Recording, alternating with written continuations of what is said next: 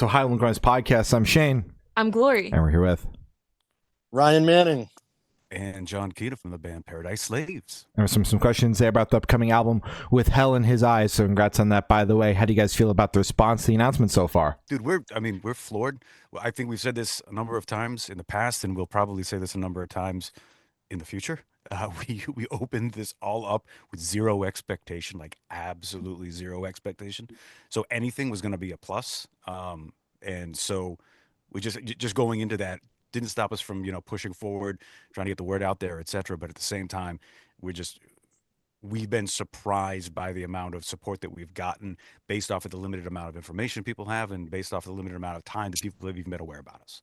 So we're thrilled. We're just absolutely stoked, honestly. I mean, just like John just said, we set our expectations pretty low.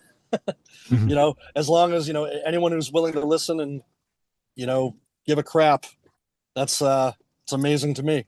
Absolutely. Exactly, Well, yeah. the album fucking rips. It does. Thank It's you. fucking Thank immaculate. Thank you so much. Thank you for that. Of course. Appreciate it. So you guys have got a chance to listen to it. Yep, Yes. whole thing. Oh, thank goodness. Okay. All right. There's a part of us like going into the interviews, we weren't sure whether or not anybody had gotten the opportunity to listen to anything more than just perhaps the singles or anything like Yeah. that. So okay. Wow, do people usually not make it like known that they've heard the I record? don't know. Like usually, I'm usually under the impression that people like keep these things locked down so they don't get shared around. Like I think we've both been kind of like a, hey, if you want to burn a CD of the album, go for it. Give it to your best friend, that kind of a thing. Create a mixtape or whatever. But I don't know how labels operate these days. So I wasn't sure if they had passed those around, and I'm glad they have. Yeah, we get watermarked streams so that if it leaks or anything like that, it traces back to us if we're the ones that leak it, which we don't. We just like to do our homework when it's provided to us. It's like half of why we do the job. We want to hear the music early, We appreciate that. Yeah, hell yeah. Yeah, of course. Reminds me of my street team days back in the day, getting tapes. Oh, hell yeah. Hell yeah. Excited, knowing the Fuck lyrics yeah. and showing up to the shows, and people like, how? What the fuck? The album just came out. Yeah, exactly. I love that shit. Yeah. Yeah, hell yeah. So is there any meaning behind the album title or cover art? That's more of like a Brock question. Brock is the main lyricist of the band.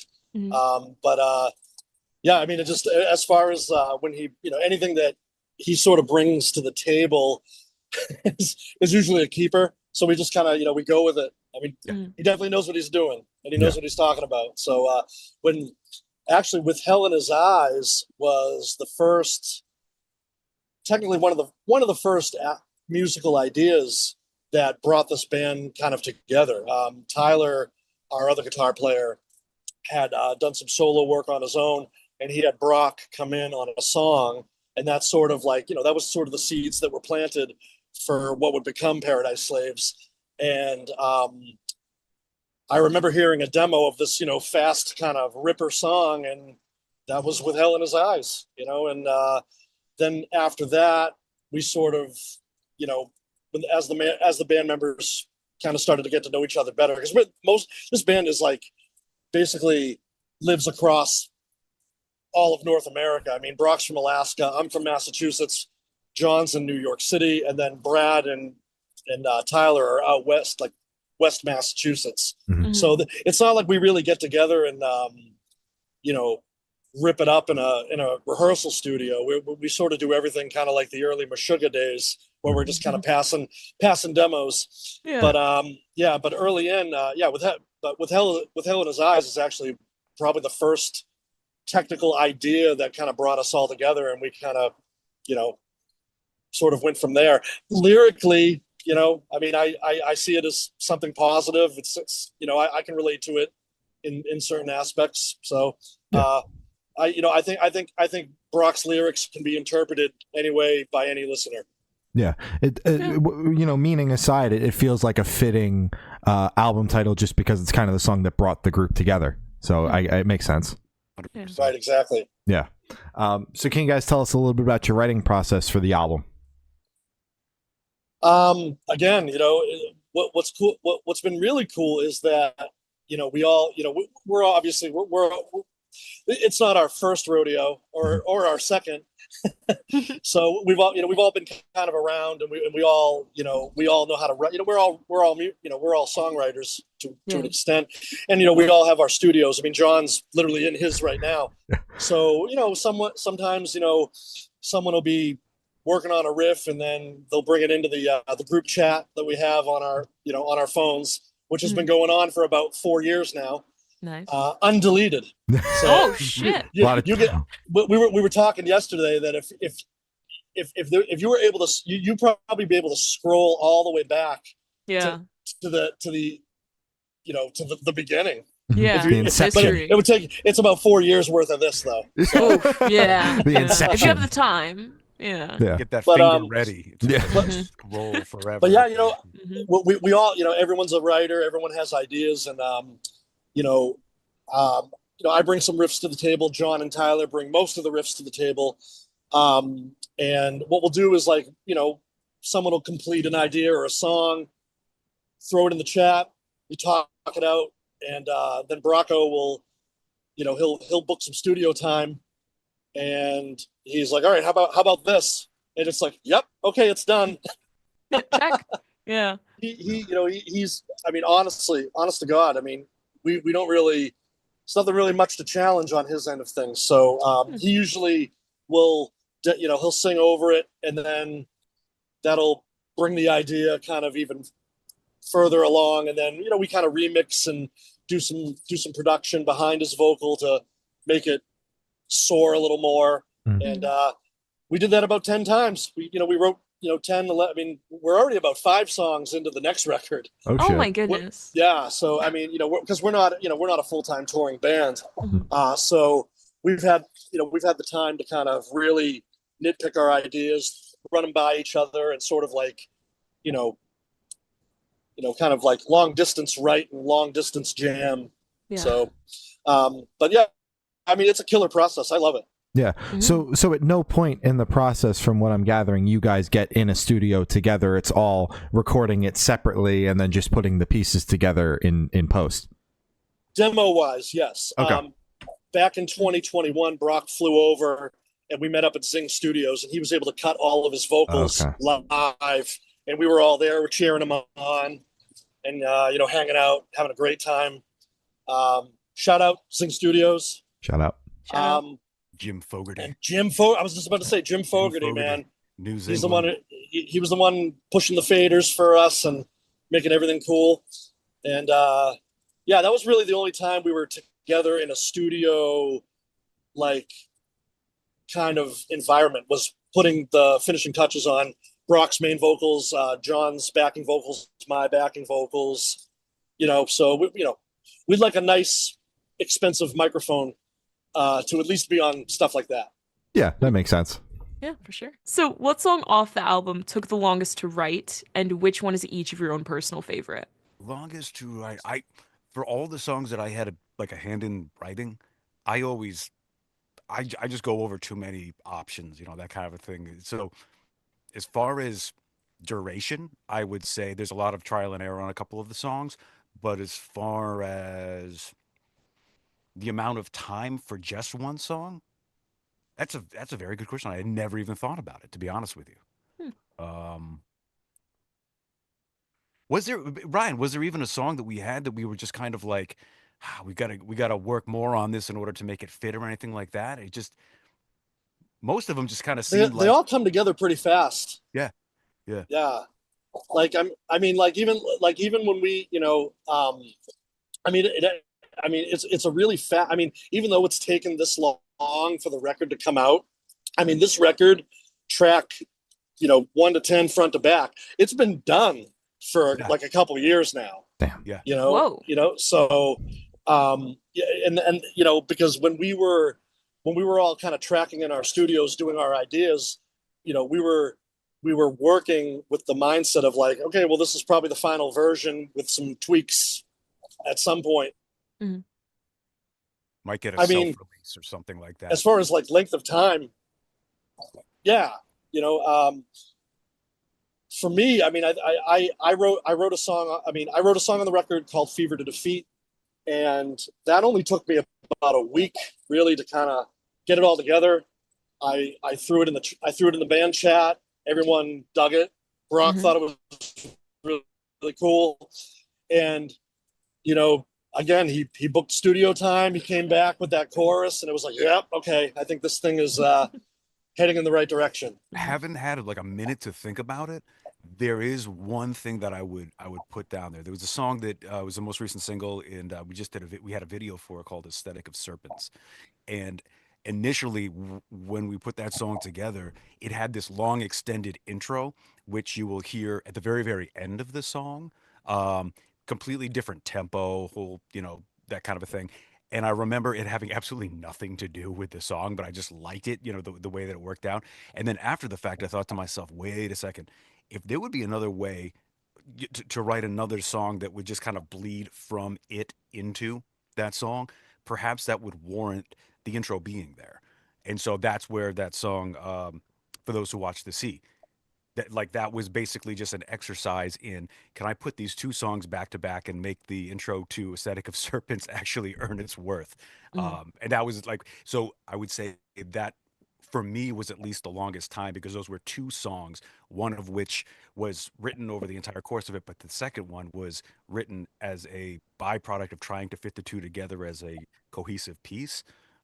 So the duration of that would have been a lot longer than just a singular song. And like I said, he can tell you, I obsess over these little particulars, and 1.5 dB here, 3 dB there, that kind of a thing when it comes to it, as everybody, anybody that cares will do. But at the same time, I think that would be the one that took the longest, just because it was technically two songs kind of bridged together. Gotcha. That makes sense. And favorites off the album? Yes. All of them. I know. Seriously, it's hard. It's actually hard to pick one, man. Like, depends on your mood. Exactly. I got there's God. I mean, Dreamers is obviously a banger, but yeah, I'd say it's a tie between Dreamers and three-way tie actually. Dreamers, How Far From Fragile, and the very last song, Always Have, Always Will, which is another John riff that was sort of this long opus. It's super moody, kind of slow. I think it closes out the record perfectly. Damn straight. John, favorite? I got favorite ones to listen to. I got favorite ones to play. But I think that I love the intensity and energy of certain songs, that kind of a thing. Something like Swim North or whatever was kind of like a passion project, simply because it was a matter of, how do I put all these concepts that I want to put into one song together and make it work. And I like listening to it because I'm like, oh shit, I could have done this better there, or this or that. But it's got enough energy and it keeps it kind of going, and also delivers on everything that Brock is known for. It actually took me almost the whole summer of 2022 to track the drums on Swim North. Goddamn. that one was a bitch. But it was worth it. It was totally worth it. Such cool parts, and I wanted to make sure I did what John. John obviously had he had written some MIDI drums in, and to articulate where he wanted it to go, and I tried my best to use the four limbs I have to make it happen. Replicate it. Do what the computer's doing. And he still a bumper sticker that just says, like, keep your guitarists away from get good drums, or oh my goodness, drums. Just like keep them away, because they don't even consider like how many feet or arms would be needed to do X, Y, or Z. Yeah. That's great. There was a couple parts that I think there was like a backbeat and a fill at the same time, and you're like, all right, I gotta choose one or the other. Oh my god, that's nuts. Jesus Christ. All in good fun. I might have thrown my sticks across the studio a few times, but all in good fun. Yeah. And I'm sure you could do it like in your sleep now, because you spent a whole summer working on it. Well, oh my god. Well, here's the thing. I got through it, and then I didn't touch it for a while. And now that we're starting the album cycle, all of us are like trudging through it, like relearning it. I have my we have our bass player Brad. Shout out Brad Horian, by the way. He comes to my studio once a week. He's only about 2 hours away, so he'll come once a week, and we've actually been playing Swim North like every week, and it's it's pretty decent now. So when we first kind of played it in a live setting, it was debatable. It was a little rocky. Feeling it out. It was a little, I was afraid, I was afraid, because obviously John, we want to do right by John on that one. So thank you for that. that. Of course, man, of course. But but no, it's sounding good. It's almost ready. It's almost ready. That's good. Yeah, hell yeah. If you got to throw your sticks in anger, as long as they hit the wall in time, doesn't matter. Exactly. True. So you have the That's- backup yeah. pair, so it was like a trick. Yeah. Yeah. They just bounce off the wall back into my hand. Yeah, All in time. Crazy shit. Yeah. See? Mhm. There you go. So how'd the track list for your album come about? Did you guys write the opener of the opener, close be a closer, just shuffle around and see what fits? What was that process like? I think it was kind of like a work in progress because everyone was just kind of like, obviously we knew which songs we had written earlier and which songs kind of had a certain intensities based off of the tempos, the BPM, whatever, however you want to consider it. I think I got to take credit though for track 1 and 2. I definitely thought it would be a great idea to open with for those because like John was saying, those two songs are kind of like together. I don't know if they are lyrically together, but they go into one another. And I was like, we should just start kind of melodic and pretty, and then kick him in the teeth on track 2. So yeah, that was another thing because I think I get to take credit for that. And I was never yeah. of the mind like, oh, I would love to have these 2 songs that I did, the first 2 songs on the album. That's kind of a dick move. No one comes out and says that. So I was very glad when he was like, you know what, maybe we should consider those 2 at the front. But I do remember, everybody kind of like piping in and kind of coming up with their own ones. And then it's kind of like, it's like that, like that old game where it's like, oh, okay, everybody chose this one as a middle track or a third track or something like that. That makes sense. Because I think everybody had an idea. All of the songs were done by that point. So everyone had an idea what the ebb and flow was going to be, the energy, et cetera. And we wanted to make sure that it was like that where, it wasn't just kind of like beating you over the head and then all the rest of it was just easy listening. You know what I mean? So take you on a little bit of a journey of that kind of a thing. But it wasn't one of those things where anybody was like, no, this has to go here, this has to go there, whatever. It was just there were no fist. I mean, you can't really fist fight in a group chat, but there was no fighting. We actually we all get along really well, so that helps. Yeah, that's great. Hell it yeah. really does. Especially when any kind of decision needs to be made or whatever, that it's being made for the best reasons. Like I said, like zero expectations.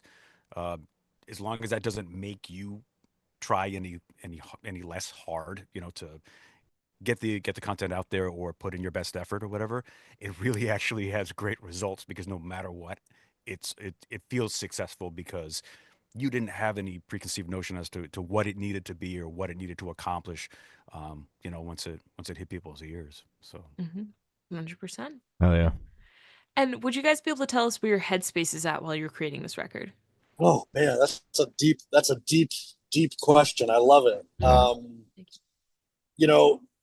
Over the course of the time, I mean, it was basically it was still kind of post-pandemic. I mean, we started collaborating in 2021. So shows, people were going back on tour. Bands were starting to kind of play shows again. So when we were writing, it was exciting to kind of write something with the thought of like, oh, I'm going to play this live someday. Because, for a little while it was looking kind of questionable. Yeah, it was looking bleak. So I think, big, for any song that I had something to do with, I think just big rock, anthemic rock songs, big choruses, brutal parts, if the song needs it. But, the mindset of just, let's write, it's so cliche to say this, but like, let's just write is the best the 5 of us possibly could. And everyone's input's great. There's really no one bringing something to the table that sucks, and that's been a blessing so far. Well, I mean, I don't think it sucks. I mean, I'm sure the internet will have other things to say about it eventually, but I think it I does. think I think collectively the mindset was let's just not suck. Yeah. That's fair Oh yeah, enough. that's good. That's good. That was our working order. We just tacked it to the top of the things. Try not to suck. Try not to suck, the mantra for the Yeah. album. Yeah. That's the mantra, absolutely. Yeah. So I it's will it's such a deep, serious question, and not the deepest answer. I apologize. That's No, fair but enough. it's real. Yeah. Well, one of the things, not only was it like a strange period of time for just about everybody, but it was also one of those strange periods of time for us because we all knew one another on multiple levels across the spectrum, and our paths had crossed so many times or whatever. So when we, finally started getting it down, it's kind of like we knew what to expect because we knew one another well enough to know what that person had written in the past or whatever. But we also kind of was all trying to figure out like, okay, but should we kind of like create it within the context of that? Because I remember just hearing Brock talk about all of his love for, those '90s grunge bands that he grew up listening to and emulating, and that's how he got his style from. And also, we had no clue as to what his creative process within the scope of 36 was, other than my interactions with those guys when we were on tour with them. So there was this part of me that was it was a learning experience for everybody to find out where everybody was, how everybody was as far as their comfortability with making observations, creating, etc., and sharing with other people and seeing how they work. And so there was a give and take with that, as well as what are we hoping to write, and we don't want to put any kind of like, I guess, limitations on that, but it's very helpful to have kind of like that, try not to suck at the very, very top, and then the rest of it kind of being like maybe these will be some of the styles that we look into, and Yeah. what would you prefer us to kind of write in the scope of that would cater to your vocal style, etc. And so that's one of the things that I tried to be as Gotcha. mindful as I possibly could, because the last thing you want to do when you have like a powerhouse like Brock behind a microphone is be like, all right, cool, and then just write him all a bunch of songs that you throw it at him, and he's like, I don't know what you want me to do with this. I Yeah. still don't, you know what I mean? Even Aesthetic of Serpents, Yeah. he's like, whew, that one's pretty quick. That kind of, he's like, I'm not used to that kind of thing. He's like, should we not? And he was like, no, let's do. You know what I mean? So, Yeah. Oh yeah.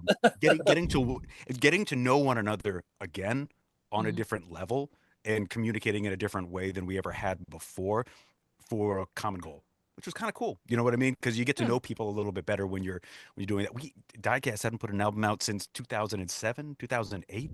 Mm. So it's been a while. Things Mhm. have changed. The world has changed. The music industry has changed. Mhm. Bands have changed. How you listen to bands have changed. So once again, personally, I can only speak for myself, but I was just kind of like, I just got to step back and see how the world would interact with me putting out music, me contributing songs to this band or a riff, and then how they respond to that, because it had been a while. So as far as I was concerned, once again, just like zero expectations and just hopeful that people would still be, we're old. Maybe we're writing riffs that are old. I don't know. Is this a boomer band? I don't know. It's Jesus. kind of like learning through all of this stuff too, just because Mhm. it's been a while, and it was just kind of a very collaborative experience. Made everything feel a whole lot better. Mhm. Yeah.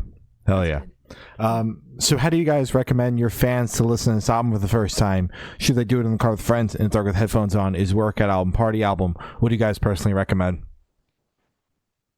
Man, I'm going to say it again. All of the above. I mean, I think it's a great record, front to back. If you listen to it as one whole piece, it's not a concept record. I mean, you know, not lyrically or really musically, but you don't have to listen to it in order. But I think it's. I mean, I've listened to it while on a treadmill at the gym, and I've also listened to it on shuffle. So I think anyone could kind of, it's more like it's kind of like a TV sitcom. Yeah. I mean, you can watch the pilot, and then you can just kind of, it's like Simpsons. You can watch any Simpsons episode. Mhm. It's not, I don't think you really have to listen to the record from track 1 to track 10, but it's pretty cool. But Yeah. yeah, I recommend, and it sounds great, very loud. There you go. Yeah. Yeah. Crank it. Very Crank yeah. it. loud. Yeah. I'd Yeah. also throw out the idea that I'm pretty sure that anybody that gets their ears around this is doing so for some reason or another. You know what I mean? They've stumbled on it because they want to hear what Brock's up to. You know, they want to Mhm. hear, you know, some riffs maybe that they if it's people that I know that dug some of the Diecast songs, I know exactly which ones to recommend to them. If it's Mhm. some people that are just looking to hear, you know, Brock's voice do what they're expecting of him to do, I Mhm. got a couple of recommendations accordingly or whatever. Whatever brings people to the table, I would have different recommendations accordingly, but don't have the benefit of doing that with every single listener. So I Mhm. would just say, you know, like you skip around, check it out. There's a lot on there. You know what I mean? Like I know Yeah. it. I think every single band is required to say this in every single interview that they ever do, every single time they release an album. It's like, yeah, there's something for everybody on there. You know, just take a listen, you'll Yeah. find it. You know, but there's a couple of different styles, things that we hadn't kind of really planned to do, or kind of like roads that we hadn't gone down or planned to even consider in the past. But that kind of like openness to the creative process and the communication that we had allowed for it. So some of my favorite parts on the album are certain parts that I never would have expected would have even come to pass, Mhm. given the people that are just going to this and the musical history involved Mhm. with everybody. We got a chance to get into the fucking sandbox and play a little bit. It was Yeah. really cool. Yeah. You know what I mean? So Mhm. um but yeah, I think it would work from front to back as well as on shuffle. Um, no preconceived notions for anybody going into it, but just enjoy. And if you don't like it, just go to the next song. Like there should be enough to kind of hook you into one or more of them, I would think. Yeah.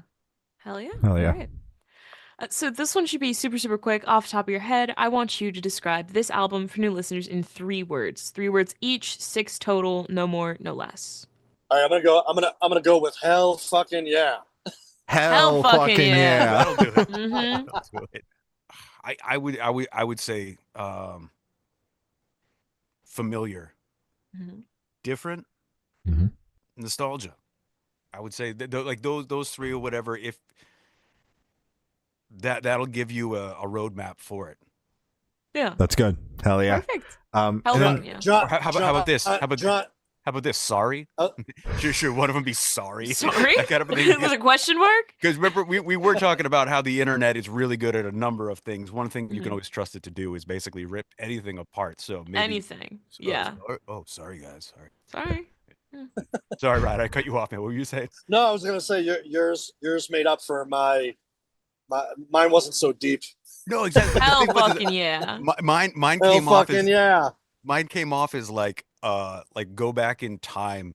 Like like to a degree, it's got all the components that make it special or that you would John, expect to John, hear. But at the same time, John's actually John's reminded me of the old those old commercials of like Time Life, back to the yes, 80s, and yes. it would have the credits like it would show like Tears for Fears playing, and like it would Yes. just be a bunch Hmm. of like 80s songs, and it was it's like you know timeless Yeah. 80s. John's way more art. He's just the art. He's the artsy, Hmm. smart one of the band. I'm I've just got you know I got light bulbs that look like fire, but they're not. I don't know about Fucking artsy awesome. would freaking do it. But Tyler actually turned. God damn it, Tyler turned me onto these from Walmart, and they rock. I've had them for years. that Oh my rocks. God. Shout out Walmart. Yeah, Hell shout out yeah. Walmart. But Yeah. yeah, like Sam Walton, great guy. I can't tell you how many times a month I will look up either the Pure Moods or the Time Life Classics or whatever. Pure Just Moods. because That's what I was trying. I was trying to. Pure I'm Moods. sorry. Pure Oh my Moods. God. That's the one I was trying to think of. We've joked around about this so many times. I Mhm. still want to do that advertisement that we had joked about. Because do you ever remember? This might be dating us. Maybe we're too old. I mean, you guys may not remember this, but there Mhm. was a time that if you were like trying to stay up to watch Saturday Night Live, but you fell Mhm. asleep, Oh. you'd wake up to either static on the television Mhm. or like a song that would be the very beginning of the Pure Moods. So I'd like legitimately almost want to bring it up to show it to you because it's like we're talking like Enya, and a whole bunch of like very End just of Innocence, man. That was a End of banger. Innocence. End of Innocence. I think led that Yeah, album, if I'm not it mistaken. was, but there was all like beaches, and there was like a native gentleman who was walking on the beach in slow motion or whatever, and it was called Pure Moods, and you could like send a COD or money order to get like 3 CDs or like 10 cassette tapes. It was wild, Oh but it yeah, was like it totally. if you imagine like what you would either get in a massage parlor of actual repute and or an acupuncturist or that kind of a thing, Hmm. Peruvian pan flutes in the background, Hmm. it's that vibe. It's that Yeah. vibe. That Yeah. kiosk at the mall that you walk by and it smells like incense. Yeah. What they're selling exactly, and But it it's was nice.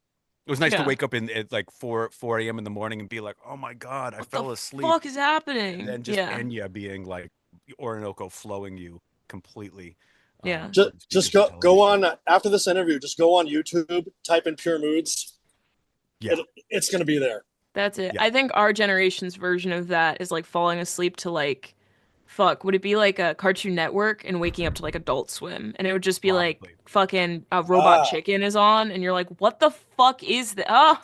It's not You the know. kind of thing that you like as soon as you wake up and you're trying to like get heads or tails of what happened and Mhm. yeah, Robot Chicken is there or whatever. That's not the time that you're like equipped to deal with Robot Chicken and all the things that No. they throw at you, Yeah, etc. no. So it's a bit of a yeah, it's a bit of Mhm. a rude awakening of sorts. It is. Yeah. Yeah.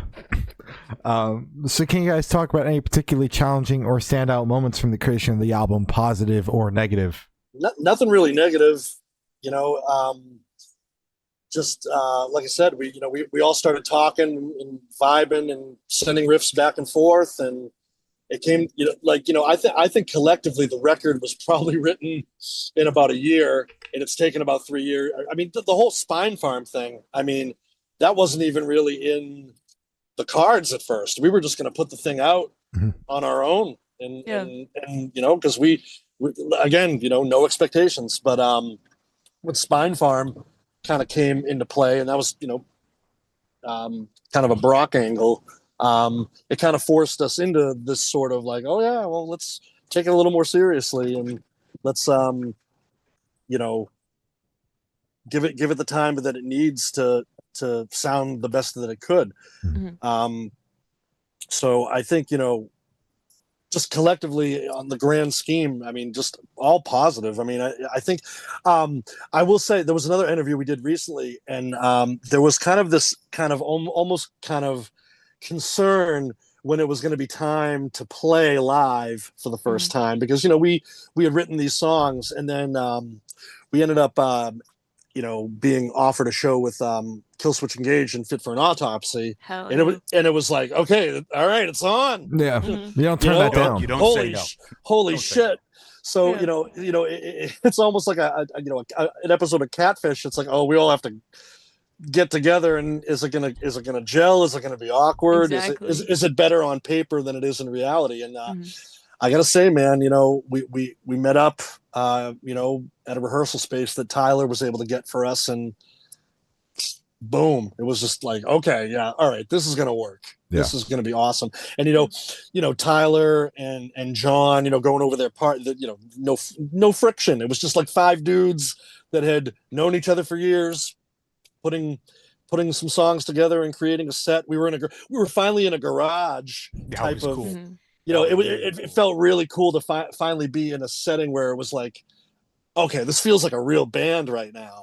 Yeah. So, but there was a little. I remember, I'm a little bit of a warrior sometimes, so I was just like, man, I hope this really goes well. This could crash and burn, but luckily it didn't, and it still Yeah. hasn't. That's good. There you go. Hell yeah. Hell yeah. So for the last couple questions, we're actually gonna shift away from music if that's okay with you guys. Absolutely, that's Cool. completely fine. So we're actually gonna go straight to death row. Boom. So if you're on death row, what would your last meal be with a drink? Definitely, probably two cheeseburgers, two doubles from In-N-Out Burger Mhm. with a strawberry milkshake. Ooh, Nice. solid. Hmm. No, and no, I have not thought of this. I've not. I wasn't ready. off the I dome. haven't thought of this. That's right off the cuff. Yeah, But Yeah, yeah, yeah. something in In-N-Out Burger, probably. Mhm. I'd get a drink. I'd get like a Diet Coke for sure.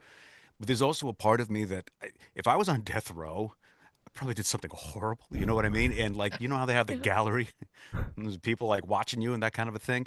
Yeah. My dad was a doctor, and I can remember hearing all sorts of horror stories, the sad things that dead bodies do once they're Mhm. dead. Mhm. So Yeah. I would probably forego the food and just maybe have a Diet Coke or something like that.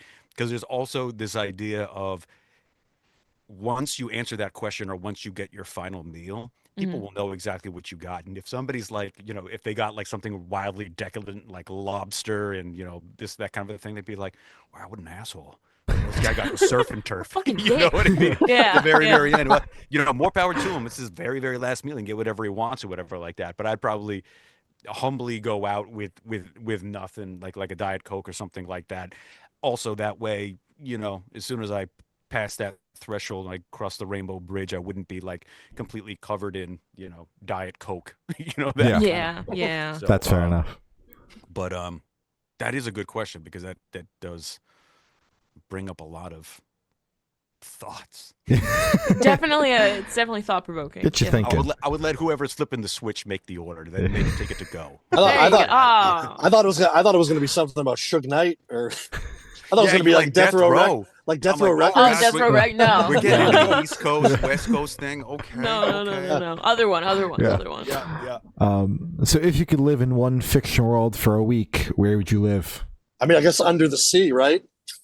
I mean, if We're you could talking just like Little Mermaid. swim around, I guess, yeah, Little Mermaid. Being able to, or like Waterworld with Kevin Costner, like if you had gills and you can swim underneath the water, I guess that'd be pretty cool. But that's not really fictional. I guess it's not fictional for fish. I don't know. I really don't know how to answer this question. I'm sorry if that's No, I mean that was a great answer. Yeah, because it's fictional to us. So therefore, there we go. All right, then we're on the same page. Okay. I don't want to be the weird one or anything, No, it's all good. I'll bump you right off the weird shelf if you want. I'd have to go anywhere that would be in the future, some capacity, and that way I'd be able to kind of like determine what mistakes were made and or the best way to advance, so that after that week in whatever fantasy place, whether it's the Silmarillion or any like Tolkien world or cyberpunk dead wasteland or whatever like that, I'd at least come back with some knowledge of how to perhaps approach the rest of my life without causing too much turbulence down the line, something like that. Smart. Yeah. Hell yeah. And I have the honor of asking the last question. Every single person we've spoken to has actually said it is the most important question. What is your favorite color? I'm gonna go with hunter green for sure. Nice. Solid. I would probably say I love the way that colors interact, different ways on the color wheel or whatever. I love the way orange and green work together. But if I had to choose one, I would definitely say something in the neon green element. So looks like he and I are on the right side of that color wheel. Yeah. Right there with his hunter green. Yeah, we're both. Perfect. We're in the greens. Yeah, anything green is cool. The laser pointer, like the little laser pointer that I got here for Shinobi. That's like my color green. John is more matrix green. Yeah. Basically the perimeter of your screen when you start talking. On Zoom. I'm like Celtic, Boston Celtics green.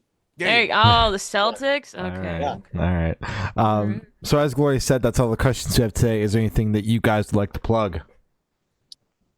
Just May 2nd, Spine Farm Records with Hell in His Eyes, Paradise Slaves. Stream, buy it, just take a listen to it, and we thank you. Hell yeah. You know what? Fucking reach out to us.